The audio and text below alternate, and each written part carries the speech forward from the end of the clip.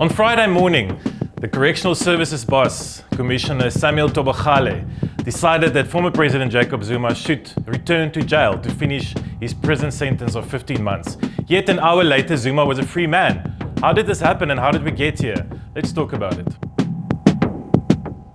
In July 2021, the Constitutional Court sentenced Zuma to 15 months in prison for contempt of court.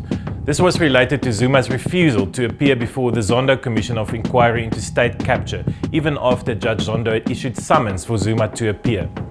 In September 2021, Zuma was released on medical parole only after serving 2 months in prison by former prisons boss Arthur Fraser. The DA and the Helen Suzman Foundation went to court to challenge Arthur Fraser's decision to release Zuma on medical parole. The court accepted these arguments and ordered the Correctional Services Department to return Zuma to prison. Commissioner Thobakgale had until midnight on Friday to decide whether Zuma should go back to prison. At 7:30 on Friday morning, he announced that Zuma had returned to prison, but there was a twist in the tale. Justice Minister Ronald Lamola shortly afterwards announced that President Cyril Ramaphosa on Thursday signed a so-called special remissions regime to allegedly address overcrowding in South Africa's prisons, and that Zuma would be one of the lucky ones to be released on early parole.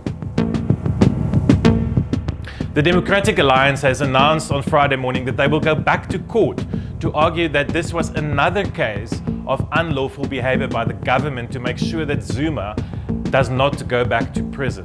You'll remember that the first time Zuma went to prison in July 2021, there was the so-called July riots in KwaZulu-Natal that saw over 300 people being killed. This morning, Justice Minister Lamola refused to confirm whether this latest move to get Zuma out of prison was related in any way to fears of a repeat of the July riots of 2021.